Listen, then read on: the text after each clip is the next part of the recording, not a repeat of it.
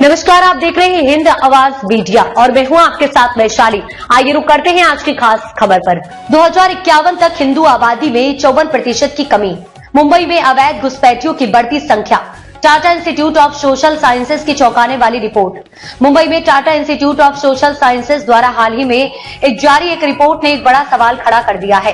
Report के अनुसार अगर अवैध प्रवासियों की संख्या इस तरह बढ़ती रही तो 2051 तक मुंबई में हिंदू आबादी महज 54% रह जाएगी। इस रिपोर्ट में अवैध बांग्लादेशी और रोहिंग्या मुस्लिम प्रवासियों की बढ़ती संख्या पर गंभीर चिंता जताई गई है।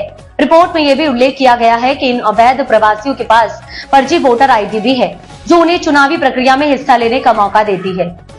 अवैध प्रवासियों की बढ़ती संख्या और उनकी समस्याएं। TISS की रिपोर्ट के अनुसार मुंबई में बांग्लादेश और म्यांमार से अवैध प्रवासियों की संख्या लगातार बढ़ रही है। ये प्रवासी अपने पास वैध दस्तावेज न होने के बावजूद देश के विभिन्न हिस्सों में बसने की कोशिश कर रहे हैं।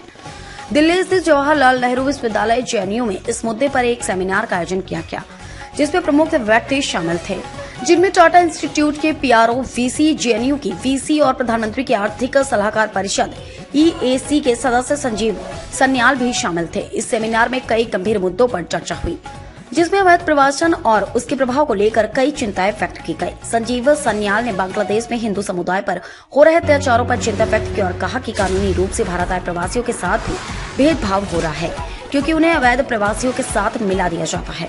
उन्होंने कहा कि इस मुद्दे की जांच बिना किसी वैचारिक दबाव के करनी चाहिए और अवैध प्रवासन से भारत की अर्थव्यवस्था पर पड़ने वाले नकारात्मक प्रभाव को भी रेखांकित किया है। अवैध प्रवासियों के प्रभाव और भारत की सुरक्षा। TISS के PRO VC शंकर दास ने अवैध प्रवासियों के सामाजिक, आर्थिक और राजनीतिक प्रभावों का विस्तृत विश्लेषण किया, खासकर इंडो पाकिस्तान और इंडो बांग्लादेश सीमाओं पर, झारखंड और अन्य प्रभावित क्षेत्र। प्रोफेसर शंकर दास ने झारखंड जैसे क्षेत्रों में अवैध प्रवासियों के प्रभाव पर भी ध्यान केंद्रित किया। उनका कहना था कि यहाँ स्थानीय नागरिकों में अशांति बढ़ रही है और अवैध प्रवासी स्थानीय महिलाओं से विवाह करके स्थायित्व प्राप्त कर रहे हैं। बढ़ती कम्युनल टेंशन और आतंकवाद। JNU के VC ने भी अवैध प्रवासियों के बढ़ते भारत को भारत के लिए एक बड़ी समस्या बताया।